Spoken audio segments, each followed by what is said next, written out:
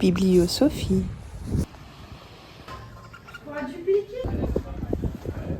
Bonjour Uxie. Oh non, il est gentil, hein. Il est gentil. I was not expecting the sky to be this gorgeous tonight. It's absolutely incredible. Feeling pretty proud of myself for being out and about in the morning, although I'm very tired and quite jet-lagged. I'm currently listening to Of Woman Born on audiobook, which is a good accompaniment to my morning walk.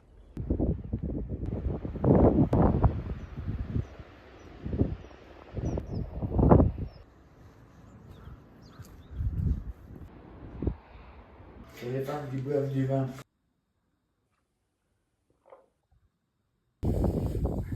I've been reading Of Woman Born, as I mentioned, by Adrienne.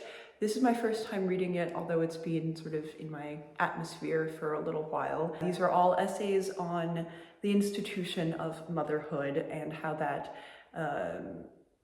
interplays with the institution of womanhood, the structural kind of and political institutions thereof.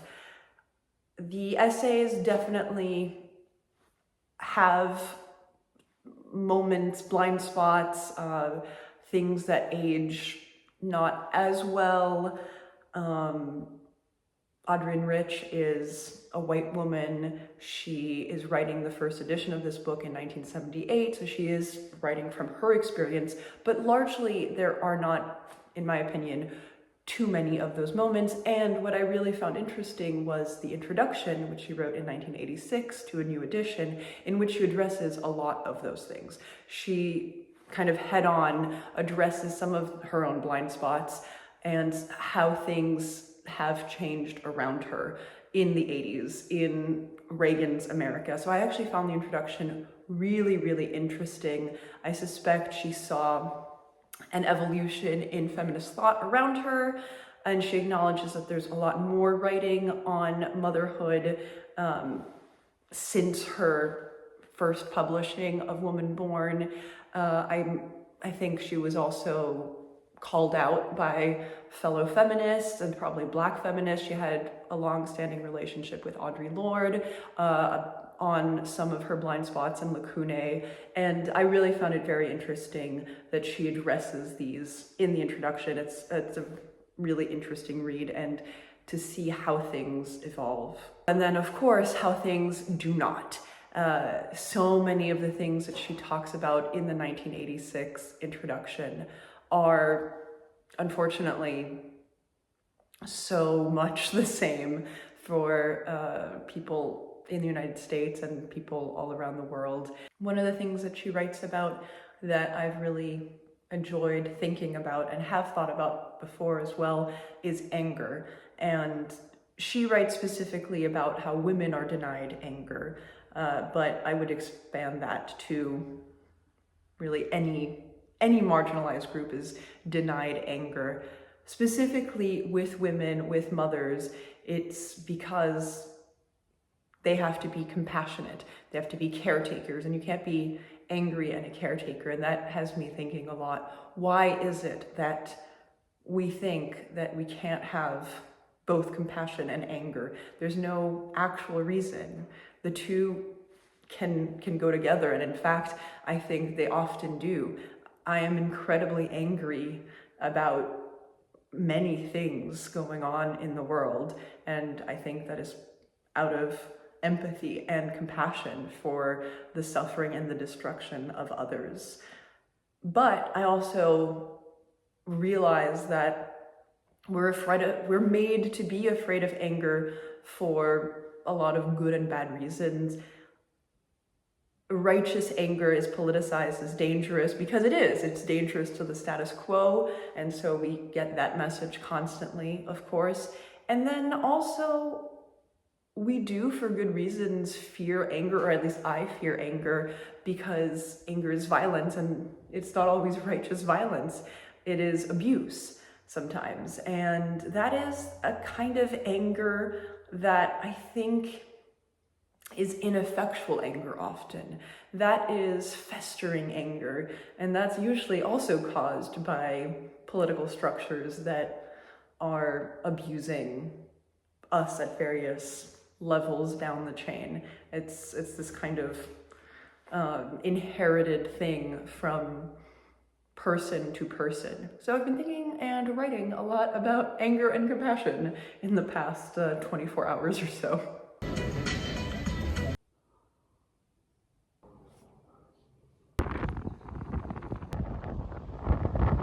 Qu'est-ce que fait? And the Act by Rachel Engel. I'm coming to you like a wet, bedraggled rat because I got caught in the rainstorm. The last book that I finished in 2023 ended up being Kick the Latch by Kathryn Scanlan. I saw a few people reading this around me, but I picked it up because it made Ben's best books of 2023, so I got curious. It's super short. I got it out as an ebook from the library, and I read it in about a day and a half. It's short in length, and it's also very fast to read because it's in a bunch of short vignettes and is very propulsive. It took me a little while actually to get into that rhythm, but after about 15 pages or so, a few vignettes, I really wanted to keep reading forward. This is following the life of a woman who works as a horse groom and trainer for racetracks. We're following her from childhood and as she ages in various kind of episodes of her life throughout these vignettes. Later on, especially in the book, they start to kind of come together as a more cohesive narrative and as a more chronological narrative. But a lot of the time, it really does feel like a glimpse of this, a glimpse of that, a glimpse of this. And a lot of glimpses of people, especially. It's such a wild cast of characters, of kind of marginal people that she describes in really short form, but really beautifully. The various other people around her who are working with the horses. Also the horses themselves she describes as these interesting characters. There's this theme of body-breaking work in this, definitely for the horses who are made to push themselves usually beyond the boundaries of what their bodies can do to do these incredible things, but also the various humans who are part of the circuit, certainly lower down in the hierarchy, the grooms and trainers who have to get up at 4 o'clock in the morning to feed and water the horses, who do everything they can to try to offset the damage of racing on the horses' bodies. So with use, overuse, also definitely abuse, there is this kind of counterbalance, which is care.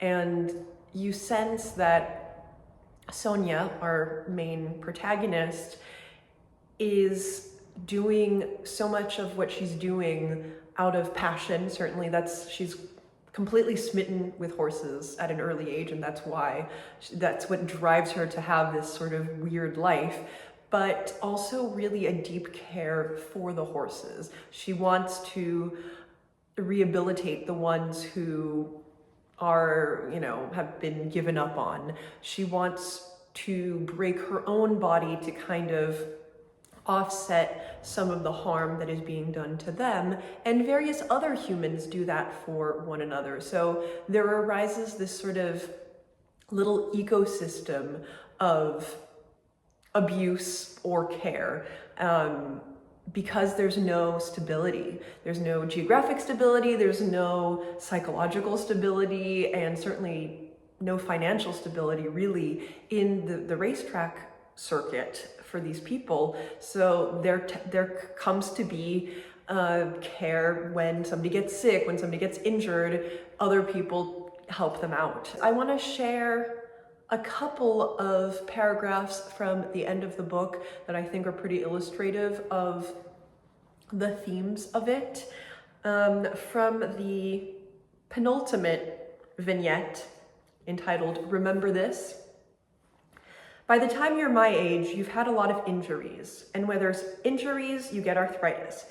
I got buggered up a few times, but I thought I escaped pretty good.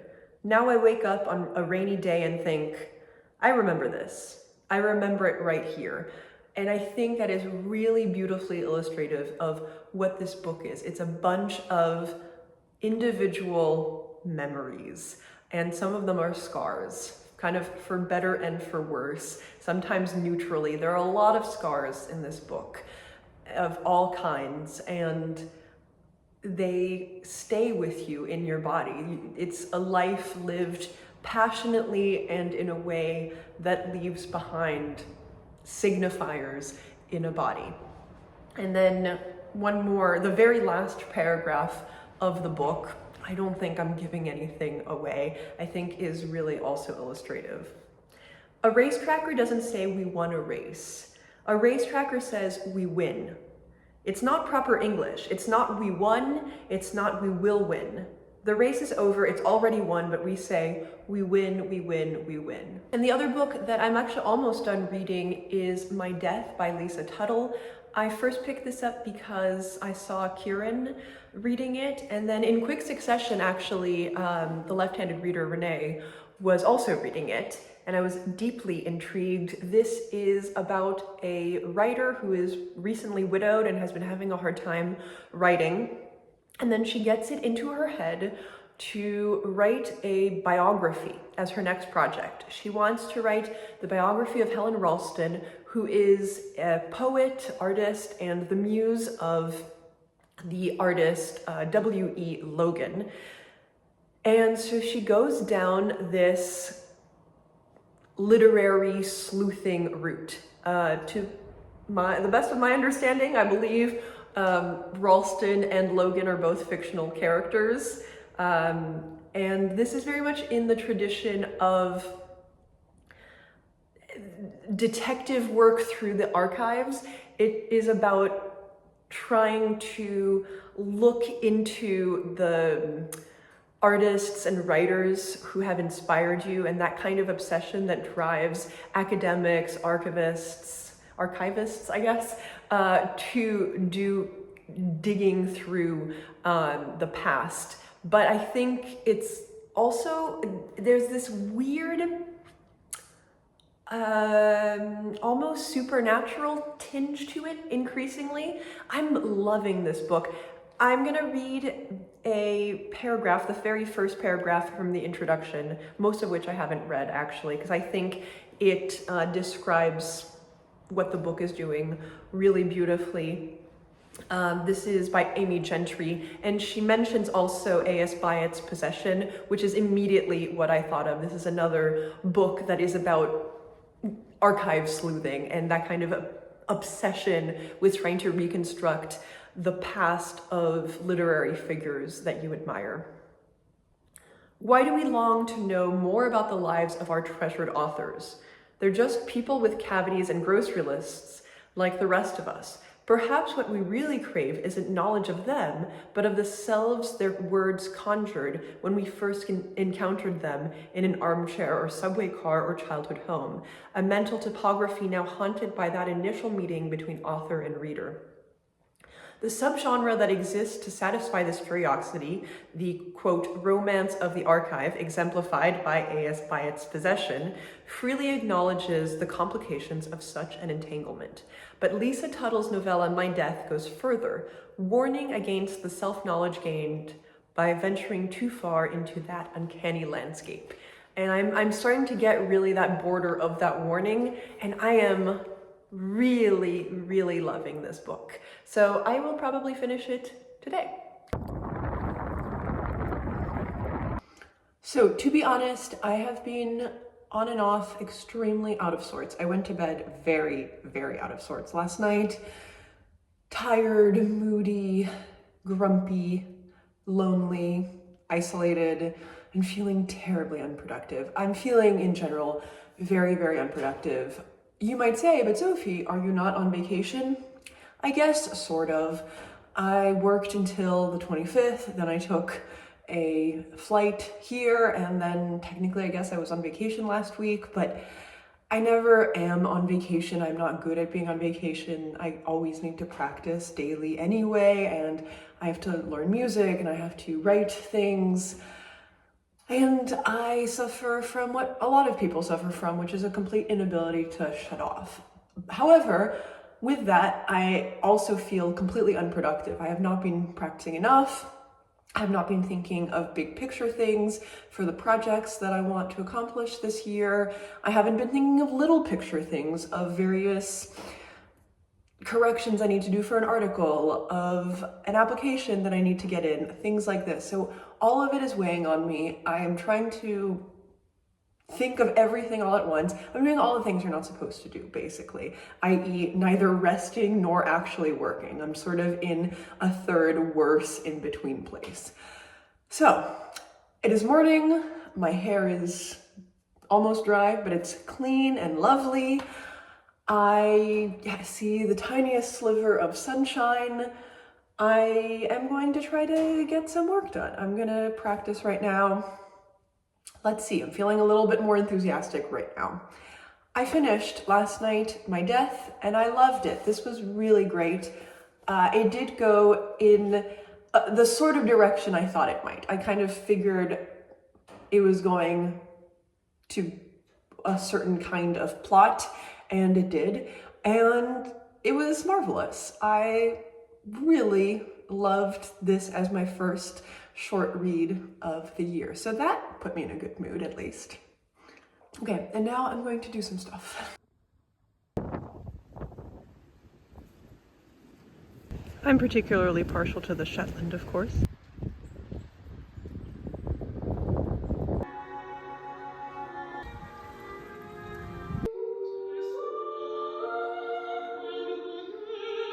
Il a pensé que l'hérédité...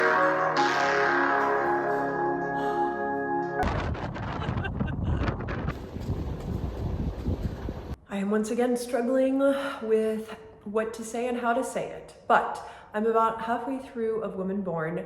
I think I'm probably not going to finish it immediately. I'll probably kind of dip in and out of it, and I'll definitely be starting some other book at some point soon. I am definitely liking it. I am finding it very interesting and also very familiar. I have read a lot of texts that are similar to it. That's because I've read a fair amount of gender studies and feminist texts. I've read some of the people that she references, but this is really a big tome. This is really a very interesting overview of so many topics that you might expect of a piece of radical feminism. So patriarchy, historical patriarchy, economic patriarchy, medicalized childbirth and medicalized female bodies in general versus midwifery, anthropological goddesses, matriarchies versus patriarchies, race, class, economics. So it's really covers a huge amount. Also, a lot of it very experientially. So it remains really worth reading, which to a certain extent is also very depressing. I'm appalled at how current these topics still are. It's not a surprise, but it's depressing that we still have to be having the same conversations. A lot of it holds up, and so that's good and interesting, but it's also very, very damning.